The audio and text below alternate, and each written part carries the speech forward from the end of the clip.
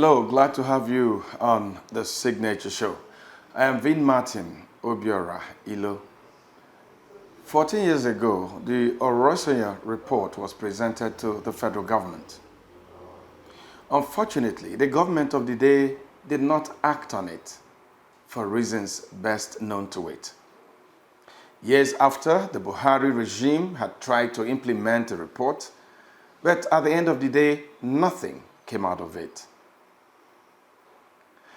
But just recently, the government of President Tinubu says they are going to implement the Oronsaye report. And since that pronouncement was made, there has been so much controversy, so much conversations, discussions, arguments about the way forward. Today on our program, we'll be focusing on this report that has thrown more confusion, as some people say, than the answers it has provided. Today, we'll be talking to Professor Jude Udenta, a professor of government and public administration. We'll also be speaking with Comrade Fidelis Ede, former president of the Nigeria Civil Service Union. Don't go away as we go to the streets of Enugu to find out what the people are saying about the Oronsaye report.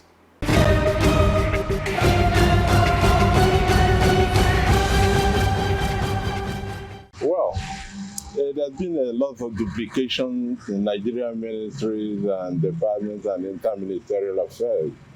Then the report is a welcome development. It is good to do the right thing at the right time.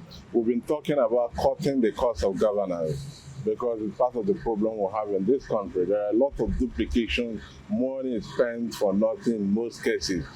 People just take money anyhow. Every ministry has some expenditure to make. But then if they are merged, that means that one is being made instead of 2 or 3 or 4. And that means that the cost of governance is being cut. The only thing is that people are afraid that some people will lose their job. But people shouldn't lose their job because there are appropriate places they should be placed. And that is what should be done. About the Oronsaye report, it's overdue. In fact, if this government can implement it, that will be very wonderful. Very good, but let them not do it in a hurry. Like in the case of subsidy, God. No. In the case of Oronsaye report, take at least 1 year. For me, basically, I think what this current government is trying to do with that report is good. It's good in the sense that if you look at some of the agencies of the federal government that we have, a good number of them are almost like doing the same thing, performing the same role, the same services.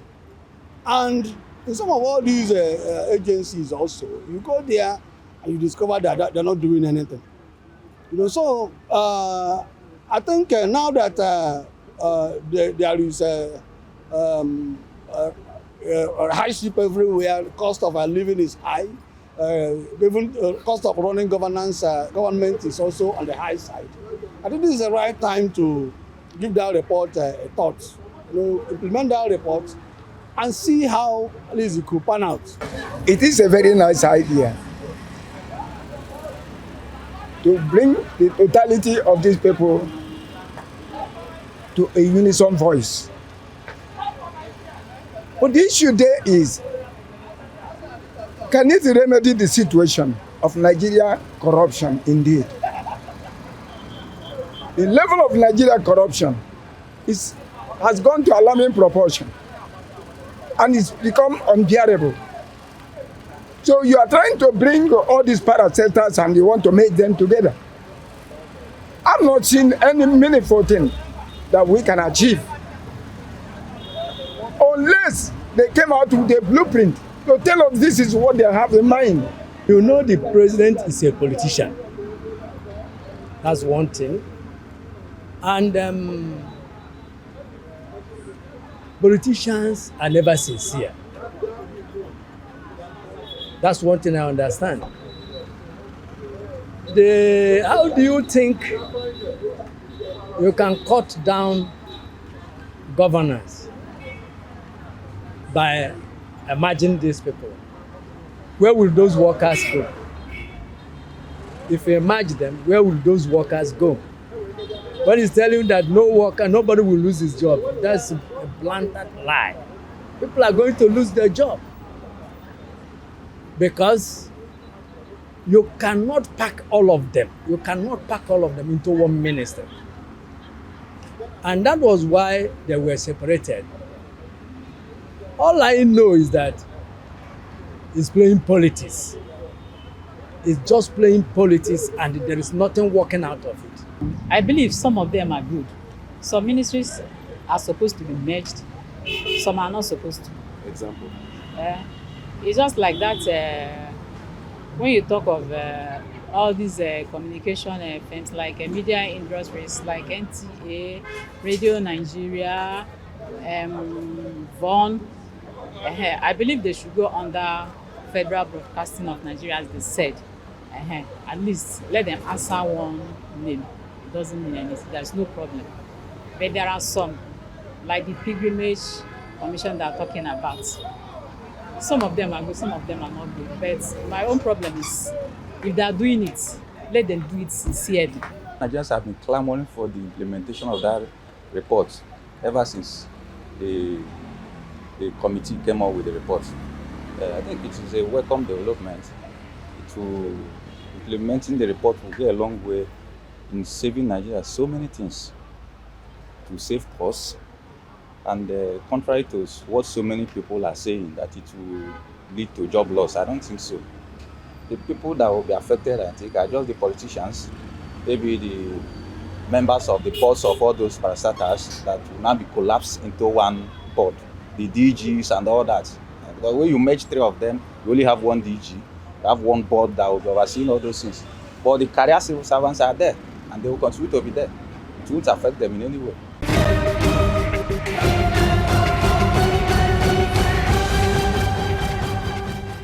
And those were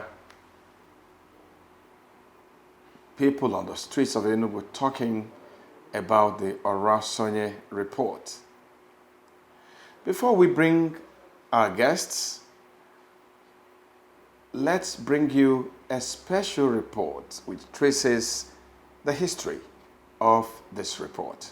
The Nigerian Public Service, as contained in Section 27791 of the Nigerian Constitution, now captured in Section 169 of the 1999 Constitution, encompasses the civil service, ministerial departments, statutory corporations, and parastatals. The public service is created to ensure that policies and programs of government are carried out in an efficient manner at any point in time because of its perpetual nature despite changes in government. It is to achieve this aim that former President Goodluck Jonathan in 2011 constituted the Steve Oronsaye panel to identify inadequacies in the country's public service and prefer measures for greater efficiency. The report was submitted to the administration in 2012, while the white paper was released in 2014 but was never implemented. The last administration of President Muhammadu Buhari, after tinkering with the white paper, released its own version in August of 2022, but never had it implemented. Just like he did with the issue of removal of fuel subsidy and the floating of the exchange rate of the naira. President Bola Tinubu has again taken the bold step and has decided to go ahead to implement the report. The Federal Executive Council on Monday, February 26, not only approved the implementation of the recommendations of the Steve Oronsaye report, but went ahead to constitute an 8-member committee headed by the Secretary to the Government of the Federation, George Akume, with a mandate to see its implementation within a period of 12 weeks. The government says the implementation of the policy involves merging, subsuming, and scrapping of agencies with similar functions. The report, which came out as an 800-page document that recommended the scrapping and merging of 220 out of existing 541 government agencies, if implemented, will likely cause more than 100 heads of agencies and parastatals to lose their jobs. It recommended the reduction of statutory agencies from 263 to 161, as well as abolition of 38 agencies, the merger of 52, and reversion of 14 to departments and ministries. It also proposed the management audit of 89 agencies, capturing biometric features of staff, as well as discontinuation of government funding of professional bodies and consuls. There have been mixed reactions to the announcement. Labour Party candidate in the last presidential election, Peter Obi, while welcoming the decision as one way of making governance efficient, cost-effective and productive, however, advised governments not to rush to implement the report, bearing in mind that civil servants would mostly be affected. The issues being thrown up by the exercise, despite government assurances on the contrary, include how to deal with those likely to be thrown into the labor market as a result of the exercise, as well as the effect on productivity and efficiency and reduction in the cost of governance.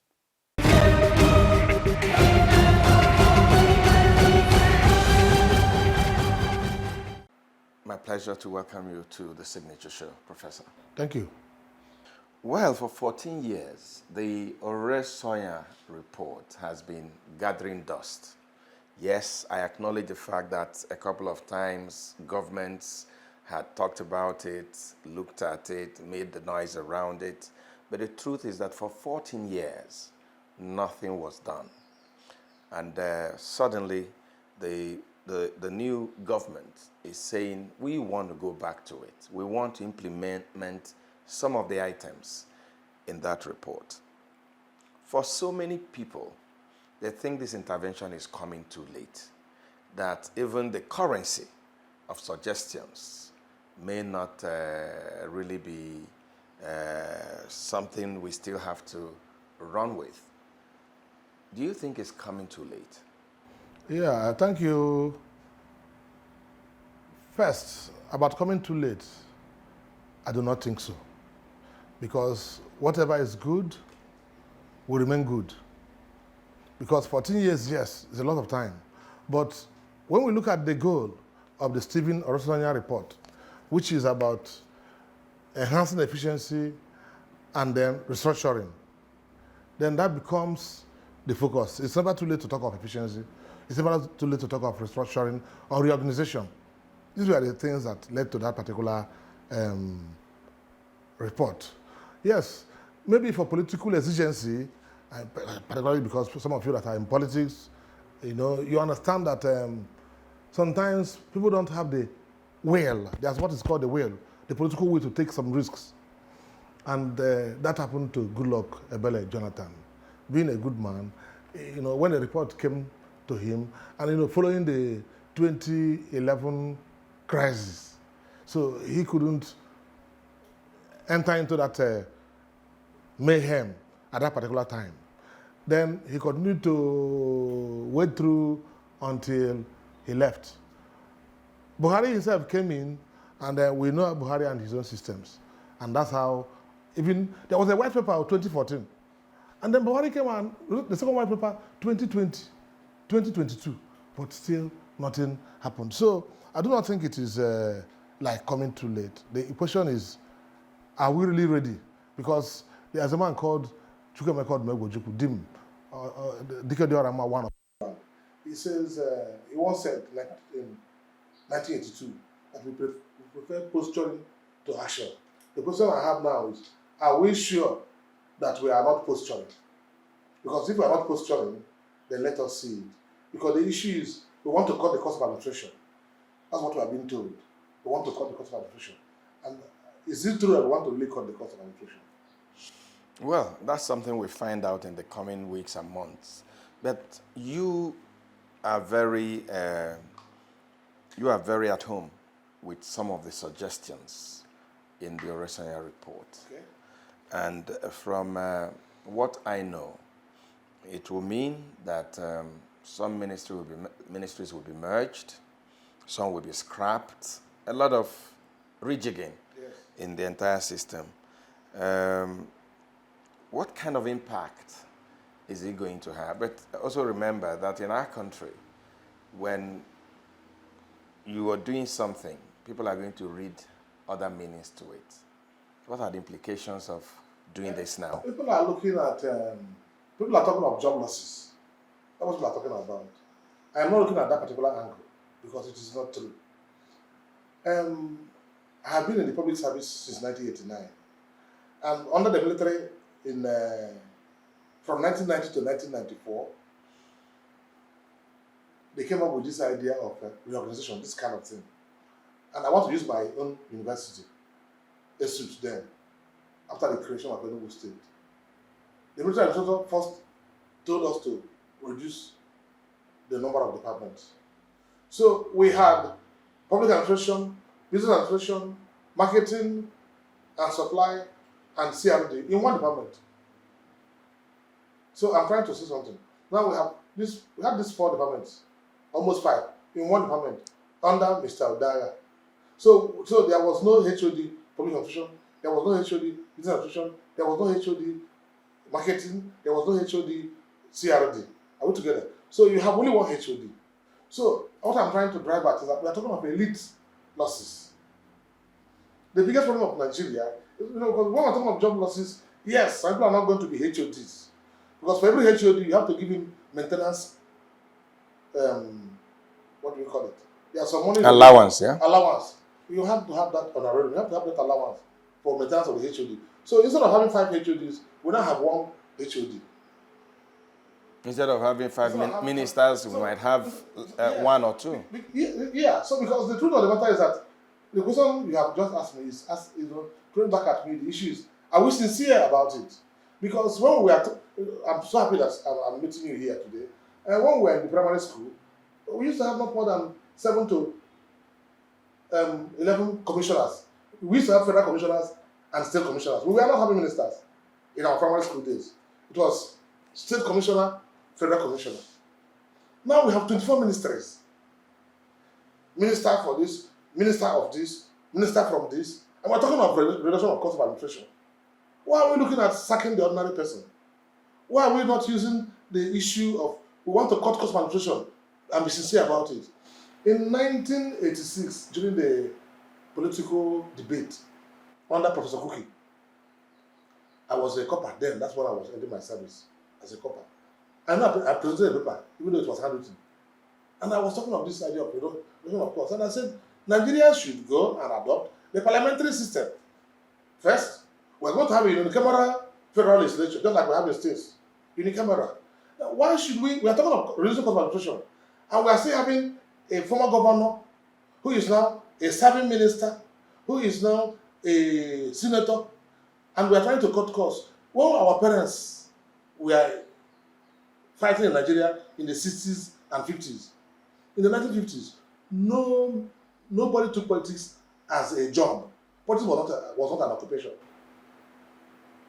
My friends that had their fathers in the NCNC and so, they were able to feed their fathers because what they used to receive them was what they call honorarium. That's allowance. If you have sitting today, you receive allowance. But not like you come, you pack millions of naira and you want to reduce cost of administration. We are not yet prepared. So I am not saying that we cannot do it. I look at UK. I think UK has about only 14 ministries. America is about either 15 or 24. Not up to the Nigerian number. And these are countries that run specialization. So what we need to do is first, let us do what Lee Kuan Yew did in Singapore. So what is good for this country? If we want to maintain this country and get it to work, okay, we have to make sacrifice. Okay, Prof, we're going to talk about the burden of political offices and all that. Yes. But let's go back to the Oronsaye report, which deals more with the public service. I mean, the civil servants and what have you, and all that. Yes. Won't what we are trying to do, won't it be like throwing the baby with the bath water? Because some argue that collapsing all this in a bid to save money may impede the efficiency of some of these agencies. More bureaucracy. No. No, why I say no is that I just looked at some of those ministries. Like, there was a ministry of senior secondary school education. Why should there be a ministry or something like that, an agency in charge of senior secondary education when we have a Ministry of Education? So we are going to have Ministry of Primary School Education. No. There should be units. These should work as units under the central ministry. Because there's nothing new. You know, when we were in primary school, we didn't have this, what we call social media. But there's still other information and communication. When we were in primary school, we used to have Commissioner for Information and Communication. And whatever we do, it is still under information and communication. Maybe there is a little bit of some more complexity. But these things could be handled under particular units under this ministry. But I had to rush up to the issue of the political office holders because that is, we are talking about reducing costs. I'm not against removing some HODs, removing some of these people. But if we really want to enter into what we are looking at, which is cortical administration, we should be sincere to ourselves. So in other words, you're suggesting that part of the problem is that the top heaviness Yes. of administration and governance in Nigeria. So why should we have three ministers in the ministry? Simply to respect what they call the constitution. They want to respect the constitution, having three ministers in the ministry. And you know this better than myself. Because you have a minister of, minister from, and minister for. I don't know about minister from, but I know. So the problem we have is we are not being sincere to the nation to present this particular structure called Nigeria. How do you react to what I've heard some people say, even politicians say that, look, we don't think that this government is really serious about implementing the Oronsaye report. They want to divert attention from the challenges of the poverty, the hunger in the country, the inflation. Is it something you think is true? It's not impossible. Thinking is the right of every human being. I cannot stop the mind from, moving around, musing and all those things. But the issue is, I don't know how someone would give what he does not have. But that's by the way. What do you mean someone giving what they don't have? Let me leave it there for now. Because if I say there's a place I push it to, it becomes another problem. But what I'm trying to say is I do not know. I don't want to say that they're not serious. What is important is I want to see them go ahead and implement the report. And when they're going to implement it, let them implement it in concrete terms so that we see that they are sincere. It is time that it's going to bear out whether they are sincere or not sincere. For me, for now, let us give them the benefit of the doubt that they are being sincere. But if they don't start from the top, everything must start from the top. If they don't start from the top and reduce the cost of governance, then they just want to kill the poor. Let's move away directly from the Oronsaye report. And I'm asking this question based on the fact that you are saying that from what you see, there will be no direct impact on the ordinary person. Yeah, positive impact on the ordinary person. But there are challenges on the ground. The dollar is, it's almost 2,000. And we have this, so you arrest those that, the BDCs, you arrest this, you arrest that. What should this government be doing?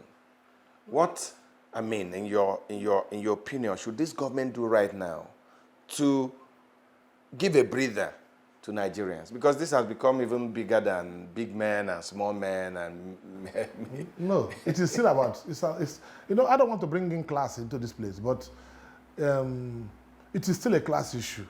It's still a class matter. The challenges we have? Yes, they are class, and the ordinary person, the ordinary Nigerian does not appear to understand that he is being destroyed.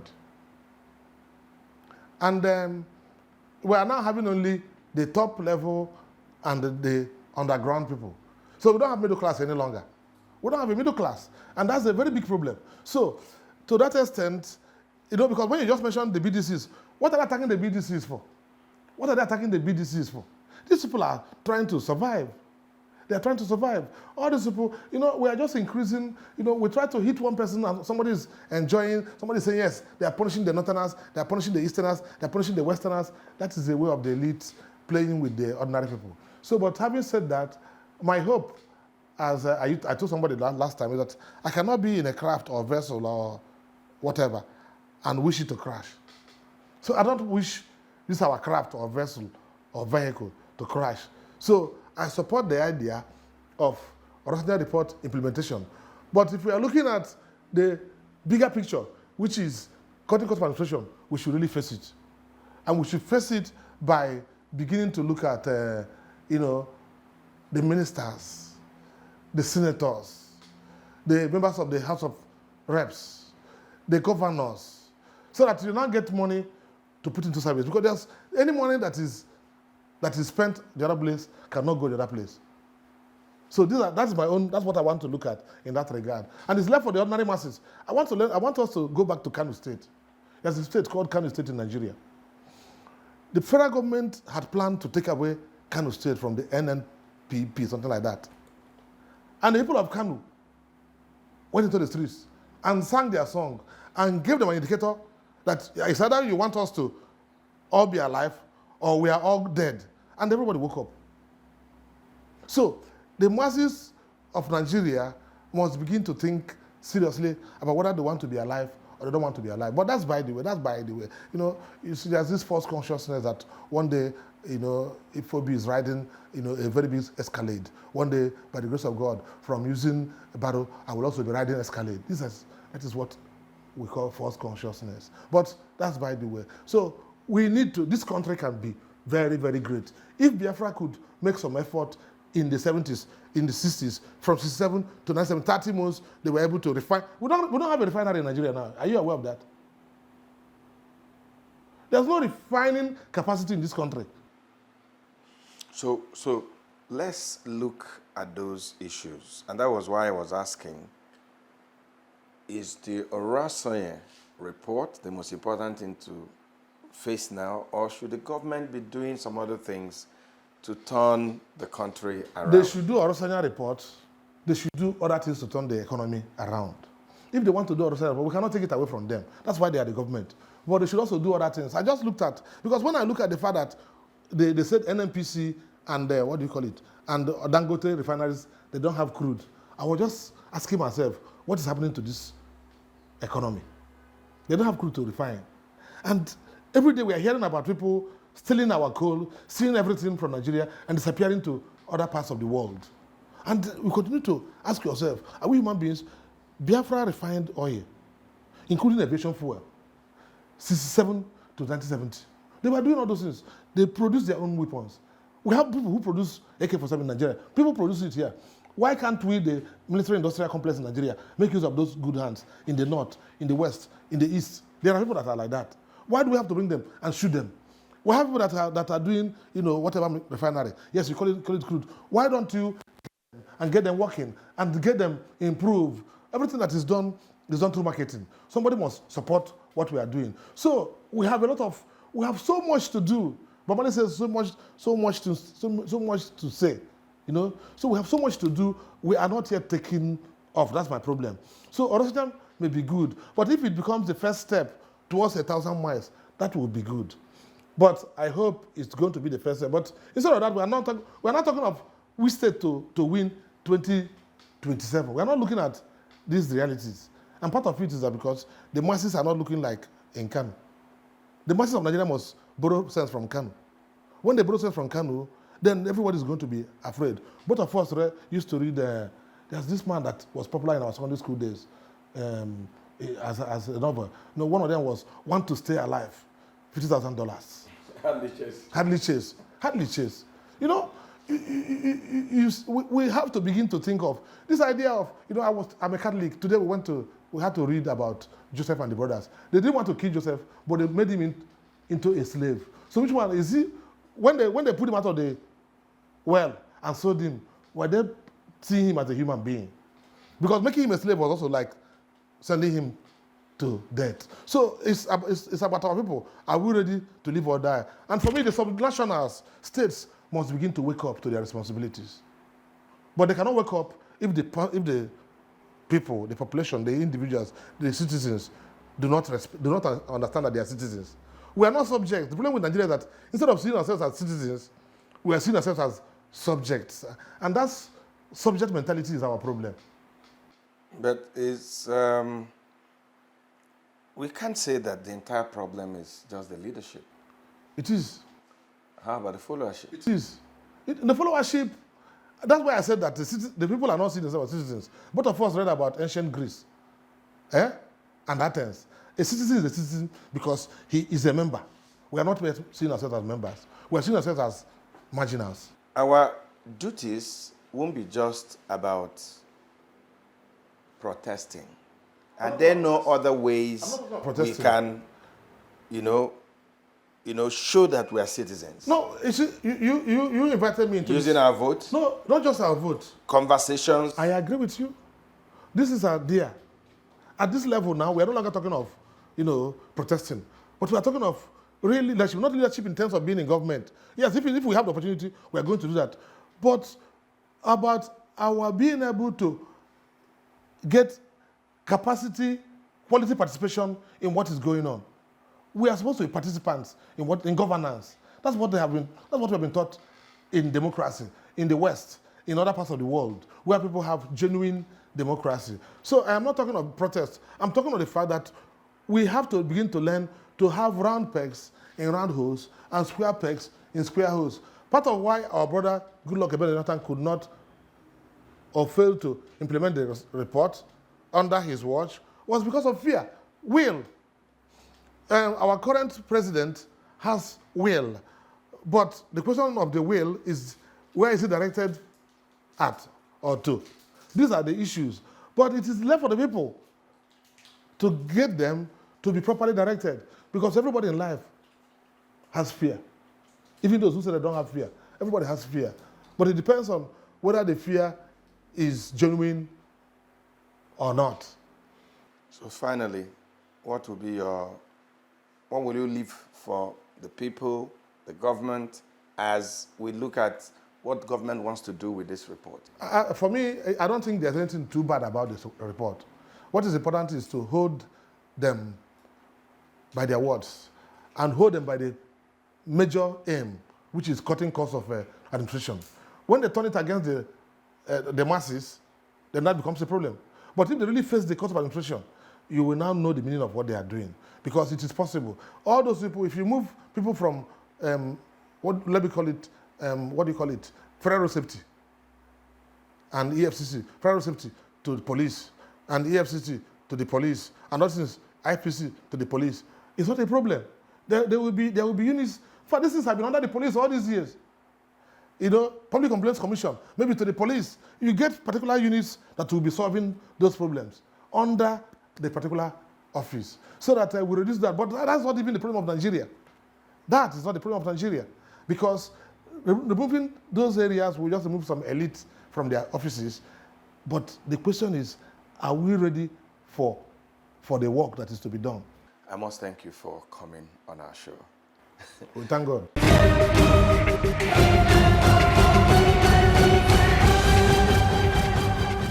We have with us Comrade Fidelis C. Ede, who was a former president of the Nigeria Civil Service Unions and at present executive director, Service Accord Initiative. The back and forth between labor and government, especially as government says they want to implement the Oronsaye report, which of course was in the cooler for more than 14 years. And I want you to speak directly to the issue that has been a point of disagreement between government and labor. Job losses if this happens. From what you know about the report, is it something that will make workers lose their jobs? Well, you know what? Is their fear justified? It ought to be justified in principle. But if you also take into context that the Oronsaye report was, Oronsaye committee was 2012. Yes. and attempts by previous governments to want to implement aspects. I think what we needed to do now is to find out what is it government at this point is implementing. And I think the proper phrasing ought to be implementing the white paper on Oronsaye report, because I'm aware that the report was not entirely accepted by government. There had been a white paper. Yeah. So it is the white paper that will be able to speak to the fears which normally, once you are talking about implementation of reports that has to do with scrapping up agencies, there will be job losses. And if you recall in the reports, part of what was amazing, sadly, was that in that report, the committee discovered we had about 53 or thereabout agencies that were funded through the budgetary processes but had no enabling acts. So in law, the question will be, how could an agency come into existence and even be drawing from the treasury, which is budget provision, when there is no act establishing it? That is one aspect. Now, if you say the agency operated illegally, what happens to the actions that it has consummated, which could include over time? One of which is disemployment of, because now you are dealing with contractual legal issues. It's not just about labor. It's about the right of somebody who have gained employment genuinely, because it is not his business. Once government is in situ, you believe that all the needful things have been done. That is one aspect. I was in Abuja, and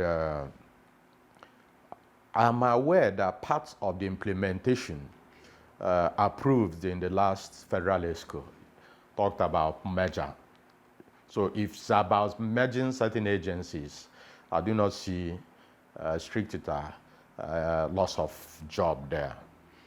But I'm not even looking at the fears of labor. I am looking at whether, if you look at the public service, the way it is constituted, do we have enough manpower? The government will always talk about retrenchment. If you look at bureaucracy, the way in the United States, for instance, as at the time of the Obama government setting up the home security after the 9/11, America had over 30 million public servants cutting across all the agencies of government. In Britain, you have over 3 million, minus about 2 million that has to do with direct laborers. So the question we ought to ask, guided by Chapter 2 of the Constitution, as the stipulations, the mandate the government is expected to perform, which is the directive activities of government. That aspect talked about that every action of government must derive there. And if you look at Section 16, the economic objective, the question will be, is government running with sufficient agencies to provide the stipulation of those provisions of the Constitution, such that you can now begin to talk about those that ought not to operate? Part of what Oronsaye report also hinted when it was published or when it was presented to government was that some of the agencies of government came into being as a result of inefficiencies of their existing, from where they came out. Take, for instance, the police. The road safety came out from the police, the civil defense from the police, You can also look at some other agencies. Are we now saying that we already have saturation and that we are satisfied with what these agencies, which government in its wisdom discovered that, no, the police cannot be able to deal with this and started creating it? Do we now believe that they are already meeting the mandate? But let me also make this point, which the report also highlighted. We can move back, because when we talk about the Oronsaye report, it's not even as if it's original. The report that tried to highlight the challenges of the public service, we can move to 1973, the Udoji report. But you will discover that what has happened from even 1920, the Rice report, up to Gorsuch, we've had over, if you add the Oronsaye report, you will have over 13 of reforms, committees, and what have you. What has happened, if you look at the Udoji report, which was very fundamental, was that there were aspects of the report government never even talked about, which has to do with the structure and training. But the Udoji report is, is remembered today for Udoji Award. And the retrenchment. On the retrenchment, which has to do with just adjustments, showing at that point that public servants were not earning enough to keep faith. Let me take you over something you said, but whether government is sure that there's more than enough manpower for what they want to do. You suggested something like that. And I'm saying that the challenge here in Nigeria is that even the manpower produces less than what they're supposed to produce. People go to the offices and be sleeping. Some don't come to work at all. Some people have offices 6 months, they've not shown up, and they're taking salary from government. So yes, we have these people, but they're not even given what they have to give to sustain the bureaucracy of government. I think you are Is right. that not a problem? No, it's big problem. No, it's a problem because we've looked at public administration from the point of output. In 1945, when Professor Reed and co tried, there was a proposal to see whether the Marshall Plan, Marshall Plan, could be applied for the challenges in African countries. It was very clear that what Africa needed was development administration, not public administration. They needed to Can you break it down for us? No, that's what I'm trying to do. They needed to develop the requisite scale that ought to provide public administration. For instance, when you talk about salary, just the fine point you raised now, all you hear is about recurrence. And it is just like GDP, you match it. But the question is, how much of that is going into training? Sorry, I'm bringing this contest into play. I was here a few minutes ago, and there's this internal discussion on your scheme in terms of who does what. In 2 minutes, I've picked something. This is something you pay a consultant to provide workshop on whether a producer should lead or whether, I don't know if you get me. So in an office where you expect somebody to produce, mind you that the public service is contracts of service, different from contracts for service. The contract for service is like you pay a plumber who already comes with a skill, or you go see a doctor who already has a skill in his private, or somebody contracts you, Signature TV, he already knows you have the skill, you are coming to cover an event and what have you. That is not how the public service is structured. This public service is contract of service. You are expected to be trained because it is futuristic. It's not as if all the tasks and challenges are laid out. The lack of training does not translate to people not coming to work. People come to work and sell wares. I'm not justifying that. I'm saying that an idle mind tends to embrace whatever. Because in this office, nobody can come here to sleep, or nobody can come here to sell wares. You know why I'm saying this is that when I go abroad, if you see an attendant in a restaurant, she's paid by the hour, and she gives the best of that hour. If you go to offices in the United States, in Britain, and everywhere, everybody's up and running. But in Nigeria, you come and you're on somebody's desk, and the person will be on the phone for 10 minutes and not paying attention. Is it just lack of training or lack of patriotism? No, it is a culture. And let me at this point make this point. You know, when you talk about, well, first of all, when, let's use the America. If you look at the American work ethic, it came as a result of the Protestant ethic. The Protestant ethic developed, which was analyzed by Max Weber, talked about integrity, hard work, thrift, and being able to manage what you have. That culture is represented by the Republicans in America. That is why the Republicans are not given to welfare. They look at welfare as supporting those who are lazy. But that is not even the fine point about the culture you made. America, before the killing of President Garfield by a disgruntled job seeker, was practicing the patronage system, similar to what we have here. It was after Macaulay introduced in India the merit system, which Britain borrowed a year later. That was 1883, that UK now introduced the merit system. Mind you, that the UK bureaucracy was based on elitism, aristocracy, and what have you. You need to come from somewhere to even be employed in the public service. America came into it in 1893, much later. So if you look at the merit system of the public service, it didn't even start either in UK or in America. It started in India. And that is why the Indian culture in bureaucracy, you discover it comes with entrepreneurial spirit.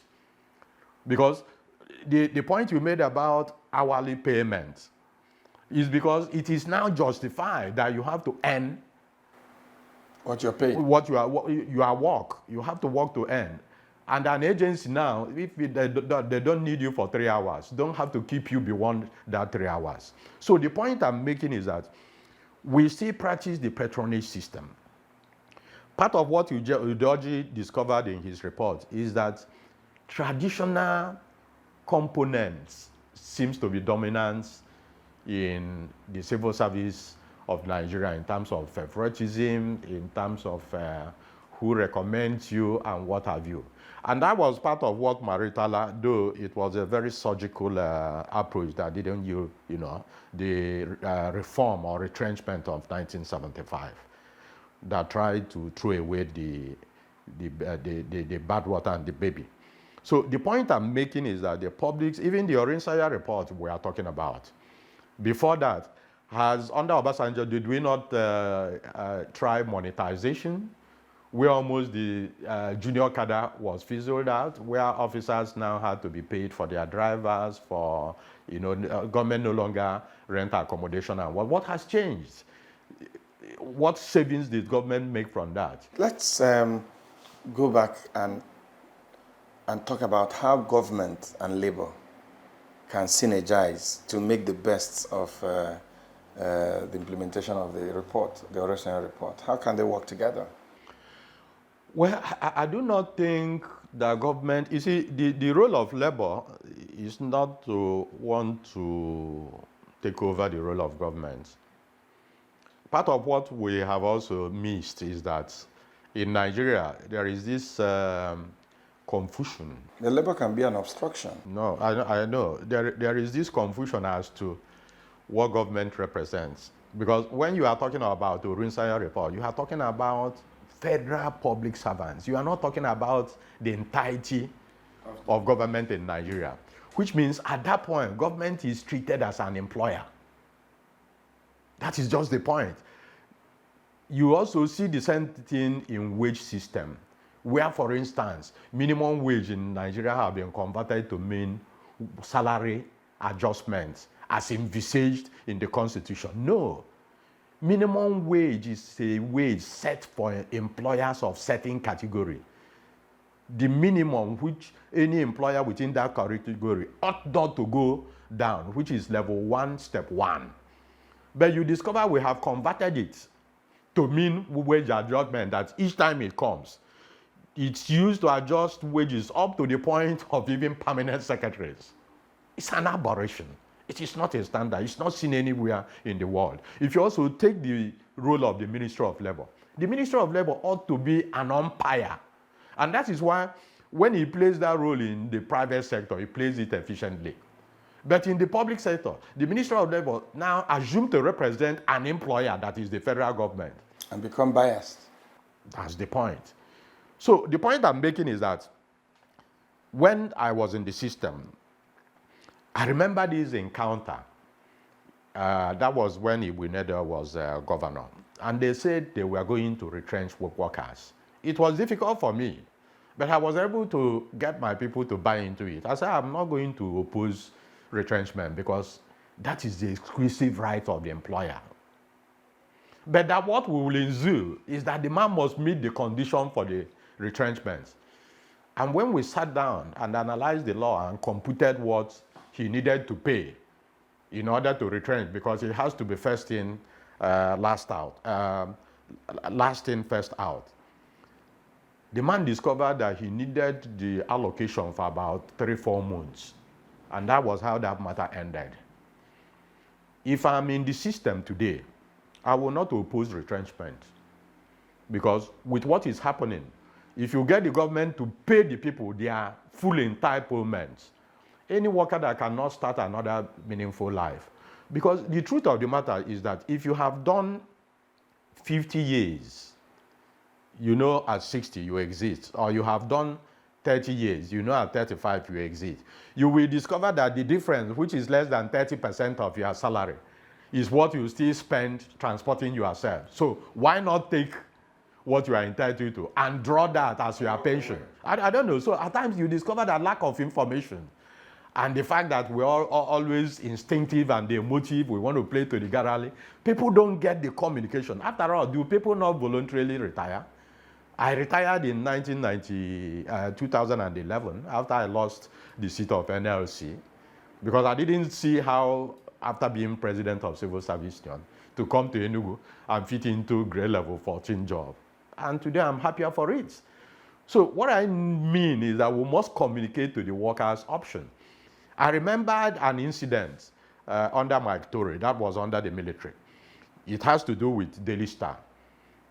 When we confronted government, I said, no, it's your right to want to retrench, but these are the conditions. For you to retrench? Exactly. By the time we came out, governments also gave an option for those who want to transfer to Ministry of Information and those who wanted to leave. And I remember then that we will always insist that government must fund parastatal to the extent of paying salary. So this thing is that labor leaders must also attune themselves to ILO standards. I'm not a labor leader that will, if I come here and say, no, you don't have the right to lock this place. But if you are the employer that decides that the workers will not run, mind you that if you are the one that have closed here, their salary will be running because you didn't provide job for them. Thank you. Thank you so much. So we all need to do some work, especially the labor leaders. Exactly. And that's the point where I would like to thank you for your time. Thank you. The program continues. I've been speaking with Comrade Fidelis Ede, former president of the Nigerian Civil Service Union. And the title I like so much now is that he's a farmer. Thank you for coming. My honor. Yeah. Don't go away. The program continues in a moment.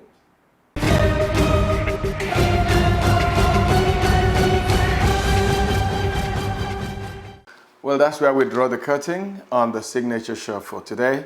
I am Vin Martin Obiora Ilo from Enugu, Nigeria,